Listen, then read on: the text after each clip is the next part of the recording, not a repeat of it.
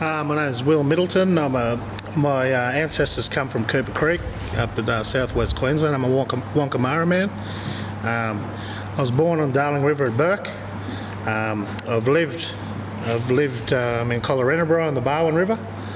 I now reside at Dubbo on the Macquarie, and also went to school at Forbes on the Lachlan. So my passion and I guess I really love the river and I've had a lot of great memories, I guess, on the river throughout my childhood and as an adult. What are you seeing in your communities at the moment with the water? We're just seeing, I guess, a bit of outrage. We're seeing depressed people. It's really affecting, in particularly the Indigenous communities. It's kind of draining our spirits. And without the river, water is life. Without the water, we can't survive. It's vital to us. We've got sacred sites and stuff along the river, and for initiations and women's and men's ceremonies and stuff like that. And we've lived and survived on this river for a long time, and we want to continue to do that without bureaucracy and people starving of our of a resource that we really need. Did you want to talk about a particular place maybe and give some examples of why it's different this time with the shortages that are going on? Yeah, I think drought is definitely a huge factor in this, evaporation as well, but there's no denying the over extraction in the northern basin. In my heart, I believe that they didn't really want water to go beyond Burke down to these lower communities, hence the 11-foot weir at Burke. You go from Burke and you head east and northeast, cotton farmers, irrigation. In my personal opinion, I don't think they wanted it to get down here to these people, which is really unfortunate. I think the drought actually highlighted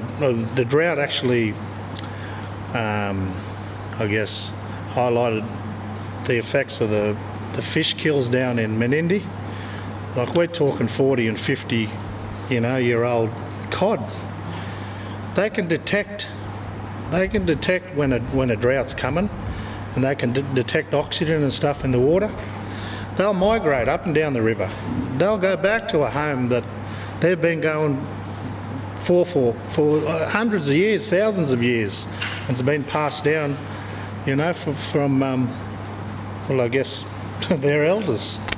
So they've been through a drought before and they've survived. This is a man-made disaster, not an ecological disaster, in my opinion. So how long have you been living in Burke? I moved away from Burke in '98, but I've been down Dubbo Way, Collarenebri, and like I said, in Forbes the majority of the time. And I was talking to my grandfather. His name's Charlie Edwards. They come around from Cunnamulla area, and he's lived in Burke most of his life, and he's never seen the river like that in his late 70s. The boat ramp down in Burke, we could never touch the bottom there. You'd never touch it. Now you can just walk straight across it, and it's heartbreaking. It's draining the communities, spiritually and culturally, and I think cotton farmers and that are over allocated water. I think we all have the ability to share the water, shared properly. I think the Murray-Darling Basin Plan 2012 really favoured irrigators. I think their allocation should be cut in half, and I think it should be. We can all share it, but I think the difference is when non-Indigenous people and politicians have seen our water as a commodity. That's what's killing. We don't see it as a commodity. Indigenous people, we don't see it as a commodity. We see it as life. We see it as a place to make memories, to take our kids down, teach them how to fish, sometimes the traditional way too. So, I think greed and corruption has highlighted this. And as you drive around to different communities, are you hearing similar stories? Because we've sort of been, even just for a week, in different towns, hearing similar stories about what the causes are. Obviously, every community is experiencing something different, but what are you hearing? Yeah, I'm hearing that this has never happened before. I'm hearing that we're seeing dams full up in the northern basin and we're seeing no water in our rivers. You don't have to be a rocket scientist to work that one out. That's right. They're talking about people up in the northern basin growing cotton just with bore water. That's rubbish. It's rubbish. There's too much magnesium, sulphurs and salts in those waters. And also cotton farmers, they're a bit hesitant too to use bore water because if they drill down and muck their water table up, that's it for their farm. So that's river water in those dams up there, I believe.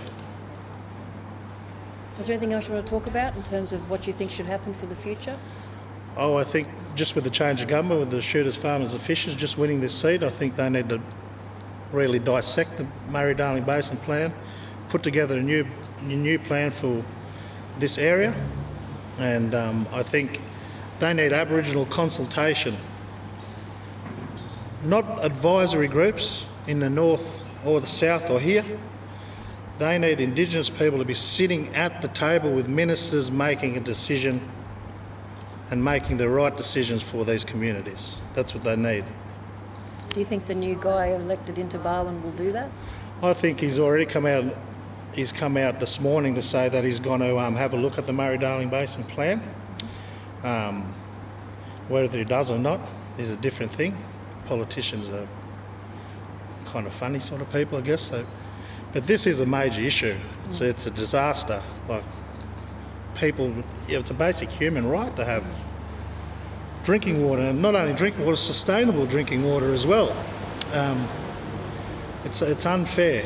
It is really unfair, but I'm hoping he makes a difference. I think it's Roy Butler. I'm really hoping he makes a difference as Barwon electorate. Yeah. Yeah. Me too. Thank you so much. Not a problem at all. Yeah, thanks for sharing and for grabbing him off the Thank road. you. Thank you.